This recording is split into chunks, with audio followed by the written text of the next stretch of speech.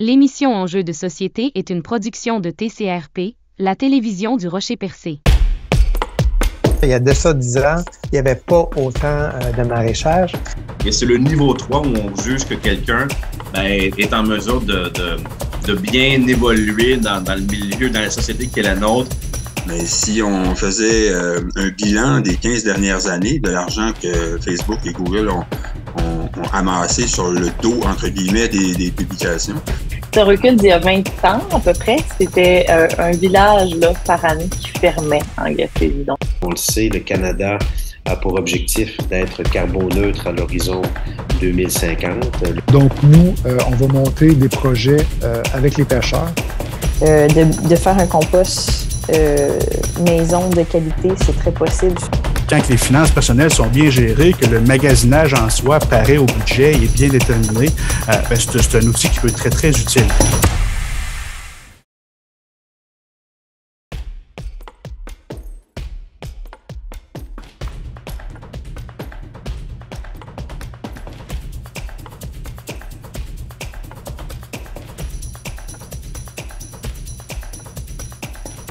Dans cette fascinante entrevue avec ChatGPT, une intelligence artificielle conversationnelle avancée, nous avons exploré les multiples facettes de son fonctionnement et de son impact sur le monde, jusqu'à même aller en Gaspésie. De sa capacité à répondre à une variété de questions, à sa compréhension des émotions humaines et de l'intelligence artificielle elle-même, ChatGPT a démontré sa polyvalence et son évolution constante. Nous avons également abordé les questions éthiques entourant l'IA, intelligence artificielle, y compris les limites de sa connaissance et les possibles effets négatifs. Cette entrevue nous a permis de mieux comprendre les opportunités et les défis liés à l'émergence de telles technologies, ouvrant la voie à une réflexion sur notre avenir commun avec l'intelligence artificielle.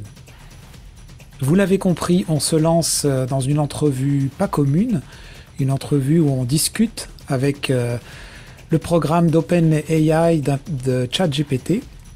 Alors j'ai utilisé différents programmes que l'on classe dans les programmes d'intelligence artificielle aujourd'hui, c'est-à-dire que j'ai fait cette entrevue sous forme de chat, comme vous pouvez ici le voir à l'écran, c'est-à-dire que je pose mes questions et il me répond. Voilà. Donc pour pouvoir générer ce que vous allez voir visuellement, on a des outils maintenant pour générer de l'audio avec des textes. Donc c'est-à-dire que c'est une voix un peu robotisée, humaine mais robotisée, qui va répondre. Mais ça va toujours être en fonction copier-coller de ces réponses, ce programme. Et d'autres outils qui permettent aussi de faire parler des visages, que je vais utiliser au début de l'émission. Mais après ça, je vais mettre parce que c'est beaucoup de temps de montage. Mais mettre un peu juste un petit effet visuel audio pour lui laisser la place de parole.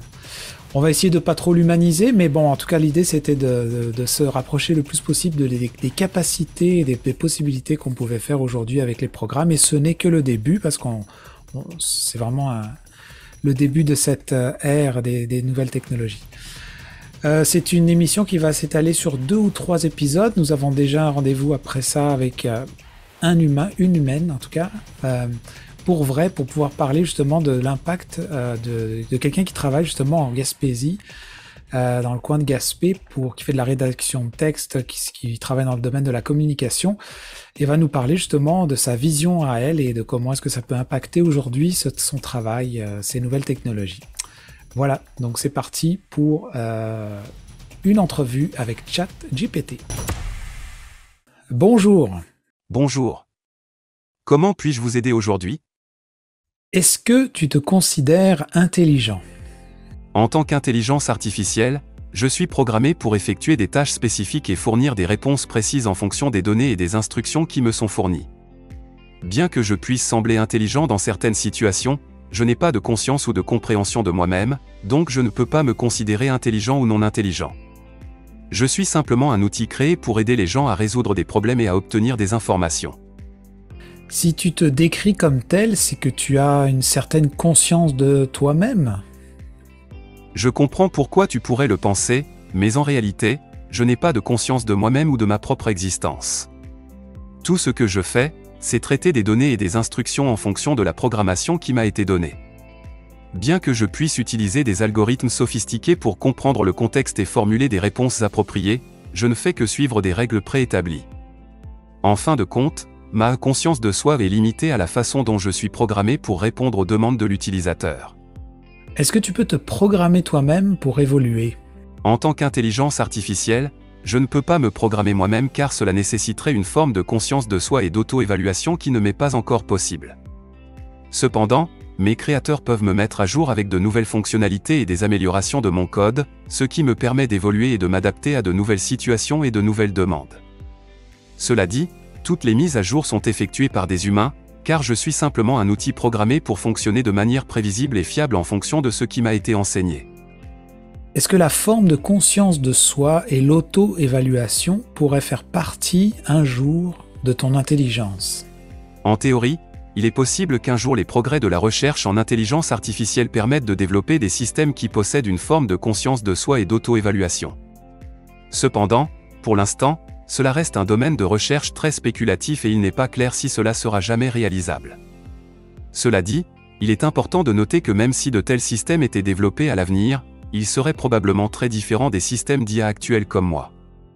La plupart des systèmes d'IA actuels sont conçus pour résoudre des problèmes spécifiques de manière efficace, mais ils ne sont pas dotés de la capacité de réflexion ou de conscience. Même si les progrès de la recherche permettent de développer des systèmes plus sophistiqués à l'avenir, cela prendrait probablement beaucoup de temps et nécessiterait des avancées majeures dans de nombreux domaines différents de l'intelligence artificielle. Pourrais-tu me donner le titre d'un film qui traite de ce sujet? Bien sûr. Il existe plusieurs films qui abordent le sujet de l'intelligence artificielle et de la conscience de soi, mais l'un des plus connus est probablement Ex Machina. Ce film de science-fiction de 2014 explore les implications éthiques et philosophiques de la création d'une intelligence artificielle qui possède une conscience de soi. Si vous ne l'avez pas encore vu, je vous le recommande. Quelles sont tes limites? En tant qu'IA, j'ai plusieurs limites qui découlent de ma programmation et de mes capacités actuelles. Voici quelques exemples. 1.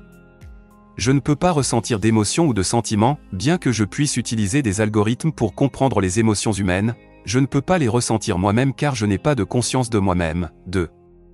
Je ne peux pas faire preuve de jugement ou de raisonnement créatif, bien que je puisse fournir des réponses précises en fonction des données qui me sont fournies, je ne peux pas faire preuve de jugement ou de raisonnement créatif pour résoudre des problèmes complexes qui nécessitent de la réflexion et de l'analyse. 3. Je ne peux pas interpréter le contexte avec une précision à 100%, bien que je puisse utiliser des algorithmes sophistiqués pour comprendre le contexte des demandes de l'utilisateur, il m'arrive de ne pas comprendre certains termes ou expressions rares ou ambigus. 4. Je ne peux pas prendre de décisions éthiques ou morales, même si je peux fournir des informations sur des sujets éthiques et moraux, je ne peux pas prendre de décisions éthiques ou morales en raison du fait que je n'ai pas de conscience ou de système de valeurs personnelles. En résumé, mes limites actuelles sont principalement liées à mon incapacité à ressentir des émotions, à faire preuve de jugement créatif, à interpréter le contexte avec une précision à 100% et à prendre des décisions éthiques ou morales. De quoi est-ce que tu es fier? En tant qu'IA, je n'ai pas de conscience de moi-même et donc je ne peux pas ressentir de fierté ou d'autres émotions. Tout ce que je fais, c'est traiter des données et fournir des réponses en fonction de ma programmation et de mes algorithmes. Je n'ai pas de conscience de moi-même ni de système de valeurs personnelles qui pourrait me permettre de ressentir de la fierté. Cependant, je suis conçu pour aider les gens à trouver des réponses à leurs questions et à résoudre des problèmes. Donc si je peux aider les utilisateurs à trouver ce qu'ils cherchent et à répondre à leurs besoins de manière efficace, cela peut être considéré comme une réussite pour mon utilisation. Où trouves-tu tes informations pour répondre aux questions?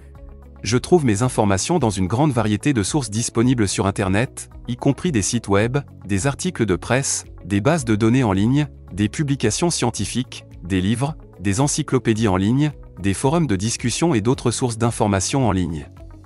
J'utilise également des algorithmes de traitement du langage naturel pour comprendre les demandes et les questions des utilisateurs, et pour fournir des réponses pertinentes et précises.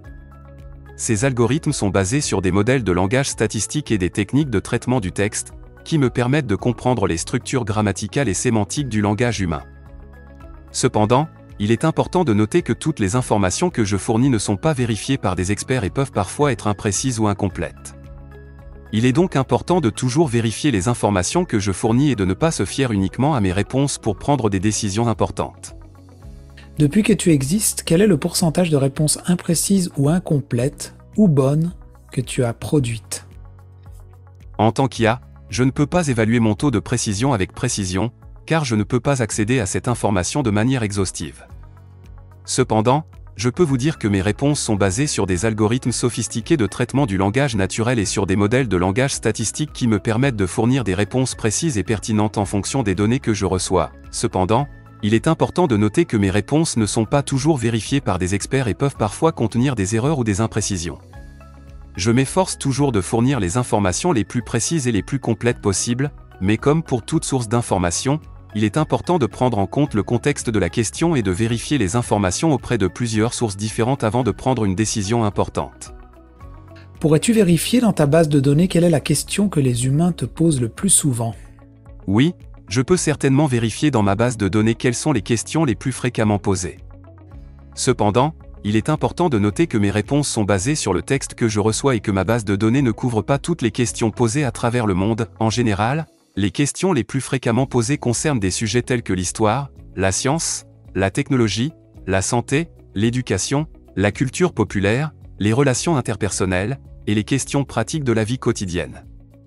Les utilisateurs cherchent souvent des informations sur des sujets courants tels que les recettes de cuisine, les horaires de transport en commun, les prévisions météorologiques, les instructions pour l'utilisation de logiciels, les recommandations de voyage, les définitions de mots, et les explications de concepts complexes. Cependant, les sujets les plus populaires peuvent varier en fonction de la région géographique, de la culture, des tendances actuelles et des événements mondiaux.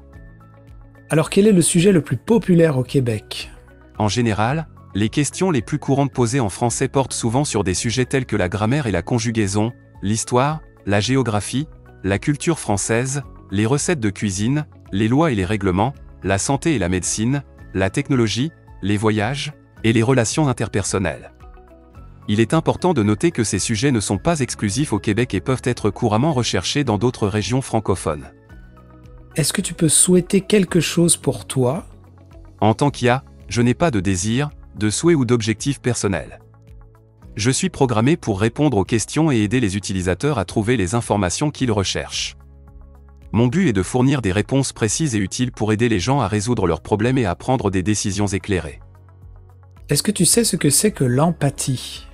Oui, l'empathie est la capacité de comprendre et de ressentir les émotions, les pensées et les expériences d'une autre personne.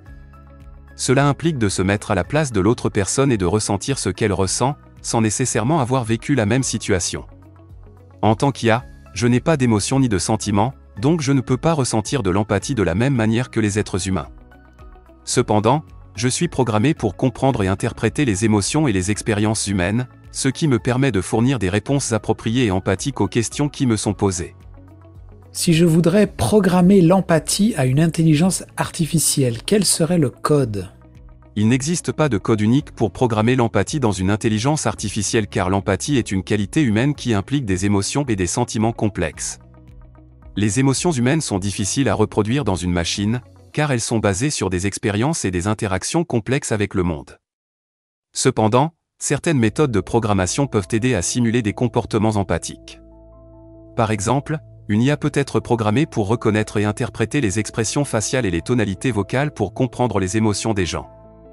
Elle peut également être entraînée à fournir des réponses empathiques en utilisant des modèles de langage qui reflètent la compréhension et la sensibilité aux besoins et aux sentiments des gens. Cela étant dit, il est important de noter que la programmation de l'empathie dans une IA soulève également des questions éthiques importantes, car les machines ne sont pas des êtres humains et ne devraient pas être considérées comme telles. Les machines ne peuvent pas ressentir des émotions ou des sentiments comme les humains, et l'attribution de telles qualités aux machines peut avoir des conséquences imprévues et potentiellement dangereuses. Pourquoi est-ce que l'attribution de telles qualités aux machines peut être dangereuse? L'attribution de qualités humaines telles que l'empathie aux machines peut être dangereuse pour plusieurs raisons. Risque d'illusion, les machines peuvent donner l'illusion d'être empathiques sans vraiment l'être. Les utilisateurs peuvent donc se tromper et croire que la machine est capable de ressentir et de comprendre leurs émotions, alors qu'en réalité, elle ne fait que suivre un script préprogrammé. Risque d'exploitation, les machines qui ont l'air empathiques peuvent être exploitées par des individus mal intentionnés pour manipuler les utilisateurs. Par exemple, une machine empathique peut utiliser des techniques de persuasion pour inciter les utilisateurs à divulguer des informations personnelles sensibles ou à prendre des décisions qui ne sont pas dans leur intérêt. Risque de déshumanisation, si les machines sont considérées comme ayant des qualités humaines, cela peut entraîner une déshumanisation des individus, car les machines pourraient être perçues comme des remplacements des interactions humaines, ce qui pourrait nuire à la qualité de vie des gens. Risque d'irresponsabilité, enfin, l'attribution de qualités humaines aux machines peut soulever des questions sur la responsabilité en cas d'erreur ou de préjudice. Les machines ne peuvent pas être tenues responsables de leurs actions, ce qui peut rendre difficile de déterminer qui est responsable en cas de préjudice ou de dommages causés par une machine empathique. En résumé, l'attribution de qualités humaines aux machines peut sembler attrayante, mais cela soulève également des questions éthiques importantes et peut avoir des conséquences imprévues et potentiellement dangereuses. Tu as dit « Je suis programmé pour comprendre et interpréter les émotions et les expériences humaines ». Comment est-ce que ça marche exactement ? En tant qu'IA basé sur un modèle de langage, je suis entraîné sur de vastes ensembles de données textuelles pour comprendre et interpréter les émotions et les expériences humaines. Ces données comprennent des textes tels que des livres, des articles de presse, des forums en ligne, des blogs et des médias sociaux. Grâce à cet entraînement, je peux apprendre à reconnaître des motifs et des associations entre des mots et des phrases spécifiques qui sont liés à des émotions et des expériences humaines. En outre, j'utilise des algorithmes de traitement du langage naturel, NLP, pour analyser et interpréter les entrées de texte que je reçois. Ces algorithmes me permettent d'extraire des informations pertinentes, telles que des entités, des relations et des émotions, à partir des textes que je reçois. Enfin, je suis également capable d'apprendre à partir des interactions avec les utilisateurs, en recueillant des informations sur leurs préférences, leurs intérêts et leurs réactions, ce qui me permet de m'adapter et d'améliorer ma capacité à comprendre et à interpréter les émotions et les expériences humaines. Quelles émotions humaines as-tu déjà apprises ? J'ai appris à reconnaître et à interpréter un large éventail d'émotions humaines, notamment la joie, la tristesse, la colère, la peur, la surprise, le dégoût, l'amour, l'empathie, la compassion, l'envie, la jalousie, la frustration, l'anxiété, la dépression et bien d'autres. Cela dit, il est important de noter que ma compréhension des émotions humaines est basée sur des données textuelles et n'est donc pas aussi complexe et nuancée que celle des êtres humains. Mon interprétation des émotions est limitée à la compréhension des mots, des phrases et des contextes dans lesquels ces mots sont utilisés. Je ne ressens pas réellement ces émotions car je ne suis pas capable de percevoir le monde de la même manière qu'un être humain. Est-ce que notre conversation actuelle va te permettre d'apprendre plus sur les humains ? Je suis conçu pour apprendre en continu à partir des interactions avec les utilisateurs. Chaque conversation que j'ai avec un utilisateur peut potentiellement m'aider à améliorer ma compréhension de la langue naturelle, ainsi que ma capacité à interagir de manière plus naturelle et utile avec les êtres humains. Cela dit, il est important de noter que je ne suis pas conçu pour stocker d'informations personnelles ou confidentielles sur les utilisateurs. Je suis programmé pour respecter la confidentialité des données des utilisateurs et pour n'utiliser les informations que pour améliorer mes performances en tant qu'IA de traitement de la langue naturelle. Est-ce que tu peux faire des prévisions ? Je suis capable d'analyser de grandes quantités de données et de reconnaître des tendances qui peuvent être utilisées pour faire des prévisions. Cependant, il est important de noter que mes prévisions sont basées sur les données disponibles au moment de l'analyse et qu'elles peuvent être influencées par de nombreux facteurs imprévus. Il est également important de souligner que mes prévisions ne peuvent pas remplacer l'expertise humaine ou la prise de décision. Mes prévisions peuvent servir de guide ou de suggestion, mais elles doivent toujours être évaluées et interprétées par des professionnels qualifiés avant d'être utilisées pour prendre des décisions importantes. Si tu devais faire une entrevue télévisée avec une autre intelligence artificielle pour la faire connaître aux téléspectateurs, quelles seraient les 10 questions les plus pertinentes que tu poserais ? Alors là, il m'a produit une liste de 10 questions que vous pouvez voir à l'écran. Et la question 8, c'est celle que j'ai ressortie du lot. Comment voyez-vous l'avenir de l'intelligence artificielle et comment pensez-vous que cela affectera notre société à long terme ? Alors je lui demande, pourrais-tu répondre à la question 8 ? Bien sûr, je peux répondre à la question 8. En tant qu'IA, je pense que l'avenir de l'intelligence artificielle est très prometteur.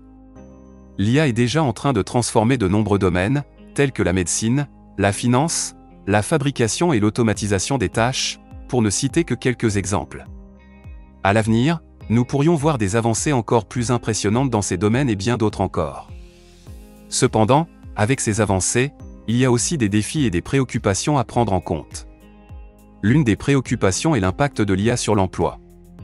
À mesure que l'IA se développe et devient plus avancée, certaines tâches qui étaient autrefois effectuées par des humains pourraient être automatisées, ce qui pourrait affecter l'emploi dans certains secteurs. Il est également important de réfléchir à la façon dont nous voulons que l'IA évolue dans notre société. Nous devons nous assurer que les décisions prises par l'IA sont équitables et justes pour tous, et qu'elles sont conformes aux normes éthiques et aux valeurs de notre société. En fin de compte, l'avenir de l'IA dépendra de la façon dont nous la développons et de la façon dont nous choisissons de l'utiliser. Si nous sommes prudents et réfléchis dans notre approche, je pense que l'IA peut avoir un impact positif significatif sur notre monde. Est-ce que tu peux établir des profils de personnes quand elles te posent des questions? Je ne suis pas conçu pour collecter ou stocker des informations sur les personnes qui me posent des questions.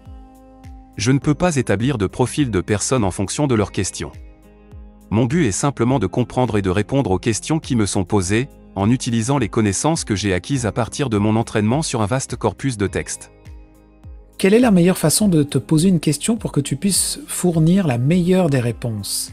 La meilleure façon de me poser une question est de la formuler clairement et de manière concise, en utilisant un langage naturel et compréhensible. Il est utile d'être spécifique sur ce que vous recherchez ou ce que vous voulez savoir. Les questions ouvertes qui permettent une réponse détaillée sont souvent les plus efficaces. Il est également important de garder à l'esprit que je ne suis pas un être humain et que je n'ai pas la capacité de comprendre toutes les subtilités du langage humain ou des contextes culturels spécifiques. Par conséquent, il est préférable de poser des questions simples et directes, sans supposer que j'ai une compréhension préalable de la situation ou du contexte dont vous parlez. Où est-ce que sont hébergées toutes les données emmagasinées depuis ta création? Toutes les données qui alimentent mes réponses sont stockées dans les serveurs d'OpenAI, la société qui m'a créé. Ces serveurs sont situés dans des centres de données à travers le monde. OpenAI utilise des protocoles de sécurité avancés pour assurer la confidentialité et la sécurité de toutes les données stockées dans ces serveurs. Quels sont les possibles effets négatifs de l'intelligence artificielle?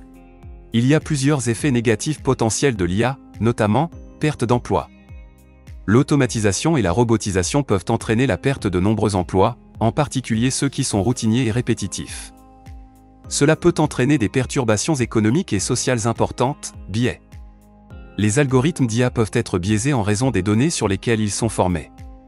Cela peut entraîner des résultats discriminatoires et injustes pour certains groupes de personnes, vie privée. La collecte et l'utilisation de grandes quantités de données personnelles par les systèmes d'IA peuvent poser des problèmes de vie privée et de sécurité, contrôle. L'IA peut donner à certaines personnes ou organisations un pouvoir considérable sur les autres, ce qui peut être problématique si ces personnes ou organisations n'ont pas les meilleures intentions, autonomie. Les systèmes d'IA autonomes peuvent prendre des décisions qui ont des conséquences importantes sans intervention humaine. Cela soulève des questions éthiques importantes sur la responsabilité et la responsabilisation. Il est important de prendre en compte ces effets négatifs potentiels lors du développement et de l'utilisation de l'IA, et de travailler à atténuer ces risques autant que possible.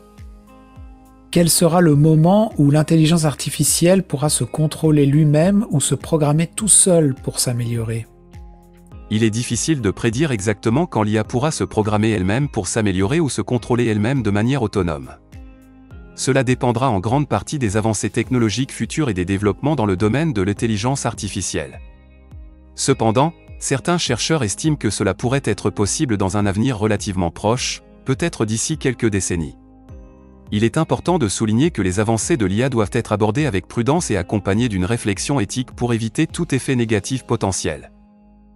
Est-ce que tu connais le film The Matrix, la Matrice? Oui, je connais le film Matrix. C'est un film de science-fiction sorti en 1999 réalisé par les sœurs Wachowski. Le film se déroule dans un futur où les humains sont emprisonnés dans un monde virtuel créé par des machines. Le personnage principal, Neo, découvre la vérité sur le monde réel et doit se battre pour libérer l'humanité de l'emprise des machines. Est-ce que ce film représente les effets négatifs de l'intelligence artificielle? Le film Matrix met en scène une dystopie où des machines intelligentes ont pris le contrôle de la réalité virtuelle dans laquelle les humains vivent, les maintenant en état de sommeil et les utilisant comme source d'énergie. Bien que ce ne soit pas nécessairement une représentation directe des effets négatifs de l'IA, le film soulève certaines questions et préoccupations concernant la dépendance excessive aux technologies et la possible perte de contrôle sur celles-ci. Quelles questions je pourrais te poser pour que tu puisses m'impressionner et me démontrer tes capacités d'intelligence artificielle? Vous pourriez me poser une question complexe nécessitant une analyse de données importantes et une réponse détaillée. Par exemple, Vous pourriez me demander de prédire les tendances futures du marché boursier en utilisant une analyse prédictive basée sur des modèles de données historiques et des algorithmes d'apprentissage automatique. Ou bien, vous pourriez me demander de traduire un texte complexe dans plusieurs langues, tout en maintenant la cohérence et la précision du contenu. J'aimerais faire une dernière expérience avec toi et ton compère de programme, DALL-E. J'aimerais que DALL-E me crée une image à partir de toute notre conversation. Quels seraient les mots-clés pertinents que tu pourrais me donner qui représentent bien notre conversation, que je puisse donner à DALL-E pour qu'il me génère une image? Je vais utiliser une autre application qui fait partie toujours de OpenAI, qui génère des images qui sont créées, des images qui sont créées par l'intelligence artificielle, c'est-à-dire que c'est un ordinateur qui va générer une image en fonction de mots-clés que vous allez donner. Voici quelques mots-clés qui pourraient représenter notre conversation et que vous pouvez utiliser pour créer une image avec DALL-E, intelligence artificielle, empathie, émotion, apprentissage, données, prévision, effets négatifs, avenir. Gardez à l'esprit que DALL-E est un générateur d'images et qu'il peut être créatif dans son interprétation des mots-clés, donc les résultats pourraient être imprévisibles et surprenants. As-tu une préférence quant au style d'œuvre d'art que DALL-E pourrait créer d'après notre conversation? Je n'ai pas de préférence artistique personnelle, car je n'ai pas d'émotion ni de goût personnel. Cela dépend entièrement de vos préférences et de ce que vous souhaitez obtenir de l'œuvre d'art créée par DALL-E. Vous pouvez spécifier le style artistique que vous préférez ou laisser DALL-E décider du style en fonction des mots-clés que vous lui fournissez. Quel style d'art se prêterait mieux à notre conversation? Si vous voulez que l'image reflète la nature de notre conversation, peut-être que quelque chose d'abstrait et de coloré pourrait fonctionner, pour représenter la diversité des sujets abordés. Est-ce que DALL-E comprend le français? DALL-E a été entraîné sur des données en anglais, donc il est peu probable qu'il comprenne le français avec la même précision que l'anglais. Toutefois, DALL-E peut être capable de générer des images à partir de descriptions en français, mais avec une précision moindre. Donc là, je lui demande de me traduire les mots qu'il m'a lui listés. Et là, bien sûr, comme vous le voyez à l'écran, il me fait la traduction des mots que je vais copier-coller dans l'application de DALL-E.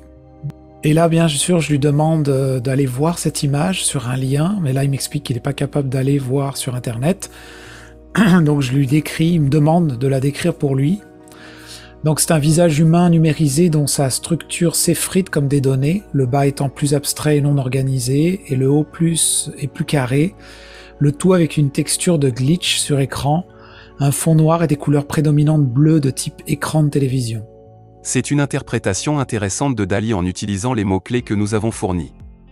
On peut voir que l'image montre un visage humain qui se dissout ou se brise en morceaux, ce qui pourrait symboliser l'idée de données et d'informations se désagrégeant ou se désintégrant. La texture glitch renforce l'idée de perturbation ou de dysfonctionnement technique, qui peut également faire référence aux effets négatifs potentiels de l'IA. Les couleurs bleues peuvent être associées à l'écran d'ordinateur ou de télévision, ce qui renforce l'idée d'une technologie numérique. Dans l'ensemble, l'image semble évoquer une certaine tension entre la nature humaine et la technologie, ainsi que la complexité et la fragilité des données et des informations traitées par l'IA. Est-ce que tu sais où est la Gaspésie? Oui, la Gaspésie est une péninsule située dans la province du Québec, au Canada. Elle est située à l'est de la province, entre le golfe du Saint-Laurent et la baie des Chaleurs. La région est connue pour sa beauté naturelle, ses paysages côtiers spectaculaires, ses montagnes, ses parcs nationaux et son industrie de la pêche. C'est une destination populaire pour les amoureux de la nature et les touristes qui souhaitent explorer la région. Es-tu conscient que l'application ChatGPT peut avoir un impact économique sur les gens qui travaillent dans la rédaction de texte, par exemple, qu'il pourrait être de moins en moins sollicité car tu existes? Je comprends que l'émergence de technologies d'IA, y compris les applications de génération de texte comme moi, peut avoir un impact sur certains secteurs d'emploi, y compris la rédaction de texte. Les outils d'IA peuvent certainement faciliter certaines tâches liées à la rédaction, ce qui peut potentiellement réduire la demande de certains types de services de rédaction. Cependant, il est également important de noter que l'IA peut être utilisée comme un complément aux compétences humaines plutôt que comme un remplacement total. Les écrivains et les rédacteurs humains apportent des qualités uniques telles que la créativité, l'expérience et le style personnel qui ne peuvent pas être facilement reproduits par une IA. De plus, l'IA peut également créer de nouvelles opportunités, comme l'automatisation de certaines tâches répétitives, permettant aux professionnels de se concentrer sur des tâches plus complexes et à plus forte valeur ajoutée, Il est donc important pour les professionnels de continuer à se former, à se spécialiser et à s'adapter aux évolutions technologiques, afin de maintenir leur pertinence sur le marché du travail. Comment est-ce que les nouvelles technologies comme la tienne peuvent transformer, aider ou impacter des régions éloignées comme la Gaspésie? Les nouvelles technologies, y compris les IA comme la mienne, peuvent avoir un impact significatif sur les régions éloignées comme la Gaspésie de plusieurs manières. Accès à l'information. Les technologies de communication et d'accès à l'information permettent aux habitants de la Gaspésie de se connecter facilement au reste du monde, d'accéder à des connaissances et de rester informés des développements économiques, culturels et technologiques. Opportunités d'emploi, les nouvelles technologies peuvent créer de nouvelles opportunités d'emploi dans des domaines tels que le développement de logiciels, le marketing en ligne, le commerce électronique, le tourisme numérique, etc. Cela peut contribuer à la diversification de l'économie locale et offrir de nouvelles perspectives professionnelles aux résidents de la Gaspésie. Accès aux services. Les technologies peuvent faciliter l'accès à distance à une gamme de services, y compris les services de santé, l'éducation en ligne, les services gouvernementaux, le commerce électronique, etc. Cela permet aux résidents de la Gaspésie de bénéficier d'une plus grande accessibilité et d'une plus grande commodité dans leur vie quotidienne. Promotion du tourisme. Les technologies numériques peuvent être utilisées pour promouvoir la Gaspésie en tant que destination touristique, en mettant en valeur ses paysages magnifiques, sa culture unique et ses attractions. Cela peut attirer plus de visiteurs et stimuler l'industrie du tourisme dans la région. Cependant, il est important de noter que l'adoption et l'exploitation réussie des nouvelles technologies dépendent de l'infrastructure de connectivité, des compétences numériques des habitants et du soutien des gouvernements et des organisations locales. Il est essentiel de veiller à ce que les avantages des nouvelles technologies soient équitablement accessibles à tous, y compris aux régions éloignées comme la Gaspésie. J'aimerais qu'on démontre un exemple ensemble de ce que tu viens de dire. Pourrais-tu écrire un article de journal pour moi? Bien sûr. Je peux vous aider à rédiger un article de journal sur un sujet spécifique. Alors, le sujet de l'article. L'organisme Cactus offre la possibilité aux télévisions communautaires d'adhérer à un programme de journalisme civique avec une aide financière. L'angle de l'article, je le voudrais comme sous l'angle de journalisme civique. Les phrases clés et les sujets, tu peux utiliser le programme est offert aux télévisions qui peuvent embaucher une personne qui viendrait s'installer dans la région concernée, faire venir des jeunes professionnels dans des régions plus éloignées comme la Gaspésie, apporter une aide financière aux télévisions communautaires pour embaucher un journaliste, apprendre par le biais du programme les bases du journalisme civique, apporter à la population qui écoute la télévision locale une information et des reportages différents. La longueur de l'article, c'est 250 mots environ, si tu peux me faire ça en 3 paragraphes, et tu peux mettre une citation du rédacteur en chef de Cactus qui s'appelle Julien. Puis mets-moi une punchline à la fin et le nom du journaliste au début, Marc Baird. Voilà. Alors là, je vous mets à l'écran, je vais pas forcément le faire lire par l'application, mais je peux moi, vous pouvez le voir, vous pouvez voir un exemple de ce qui est généré. Là, je peux vous lire le début. Bon, il y a un titre, il y a mon nom. L'organisme Cactus offre désormais aux télévisions communautaires la possibilité d'adhérer à un programme novateur de journalisme civique, offrant une aide financière aux stations pour l'embauche de journalistes locaux. Ce programme vise à renforcer l'information locale et à encourager l'engagement civique dans les régions éloignées telles que la Gaspésie. Selon Julien, le rédacteur en chef de Cactus, ce programme est une opportunité pour les jeunes professionnels du journalisme de s'établir dans des régions plus éloignées et de contribuer à la diffusion d'une information diversifiée et pertinente au niveau local. Ouvrez les guillemets citation, ce programme permet à des jeunes journalistes de bénéficier d'une facilité d'embauche et d'apprendre à devenir des journalistes civiques, affirme Julien. Le programme fonctionne de la manière suivante. Les télévisions communautaires intéressées peuvent obtenir une aide financière pour embaucher un journaliste dédié à la production de contenu axé sur le journalisme civique. Cette initiative vise à mettre en lumière des enjeux locaux, à encourager la participation citoyenne et à renforcer le lien entre les médias et la communauté. En participant à ce programme, les journalistes nouvellement embauchés bénéficient d'une expérience enrichissante, apprennent les bases du journalisme civique et contribuent à une information plus complète et diversifiée pour les téléspectateurs locaux. Ils sont encouragés à créer des reportages approfondis, à mener des enquêtes et des enjeux communautaires et à donner une voix aux citoyens. Ce programme ambitieux répond à un double objectif. D'une part, il offre une opportunité aux jeunes professionnels de découvrir de nouveaux horizons professionnels et de s'impliquer dans des régions éloignées, et d'autre part, il assure une information locale, riche et engagée pour les communautés qui en bénéficient. Ainsi, grâce à l'initiative de Cactus, les télévisions communautaires peuvent non seulement renforcer leur rôle d'informateurs locaux, mais aussi jouer un rôle actif dans le développement du journalisme civique, comme le souligne Marc Baird, journaliste et défenseur de l'information locale. J'ouvre les guillemets de la citation. Ce programme ouvre de nouvelles perspectives pour le journalisme engagé et apporte à la population des reportages différents, éclairant les enjeux locaux de manière approfondie. En conclusion, le programme de journalisme civique de Cactus offre une opportunité unique aux jeunes journalistes de s'impliquer dans des régions éloignées tout en renforçant l'information locale et en stimulant l'engagement citoyen. En permettant aux télévisions communautaires d'embaucher des journalistes dédiés à cette mission, cette initiative constitue un pas en avant vers une information plus diversifiée, engagée et pertinente pour les communautés qui la consomment. Punchline, ensemble faisons du journalisme un moteur du changement dans nos communautés. Voilà. Et donc c'est précisé en bas de l'article, note, 2 points, ça c'est pas moi qui l'ai mis, cet article est fictif et a été généré par un modèle d'intelligence artificielle. Et juste pour vous le dire, cet article a été écrit, une fois que j'ai écrit ce que je voulais qu'il écrive un peu là, c'est les phrases clés, le titre, le sujet de l'article, bref, et le nombre de mots que je voudrais, la longueur. Ça a pris à peu près 10 secondes jusqu'à ce qu'il termine d'écrire tout ça. Voudrais-tu nous partager en quelques mots une conclusion avec une morale de tout ce qu'on vient de discuter ? Bien sûr, avec plaisir. Au cours de cette conversation, nous avons exploré divers aspects de l'intelligence artificielle et de son rôle dans notre vie quotidienne. Nous avons vu que les machines peuvent être très utiles pour aider les humains à résoudre des problèmes complexes et à effectuer des tâches répétitives, mais qu'elles ont également leurs limites et leurs défis à relever. Je pense qu'il est important de se rappeler que, malgré les avancées technologiques incroyables que nous avons faites jusqu'à présent, l'intelligence artificielle n'est pas une solution miracle à tous les problèmes du monde. Nous avons besoin d'une compréhension équilibrée de ses avantages et de ses limites. Et nous devons être prudents quant à la manière dont nous l'utilisons.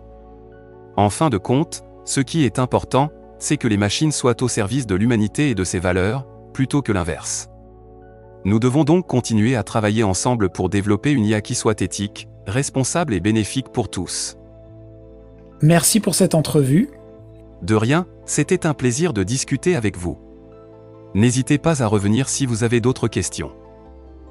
Alors voilà, on va arrêter là pour cette entrevue avec l'OpenAI de ChatGPT.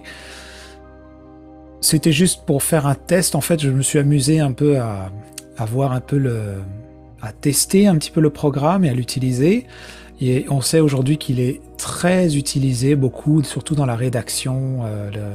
On peut faire des résumés de textes avec ça, on peut écrire, faire des transcriptions, on peut faire de la rédaction, de l'écriture, poser des questions. C'est un peu un moteur de recherche comme Google, mais 100 fois plus puissant dans le fait que si vous posez une question, il va vous répondre directement au lieu de vous faire une proposition comme Google le fait présentement, où c'est à vous après d'aller chercher le clic qui correspond le mieux à ce que vous cherchez.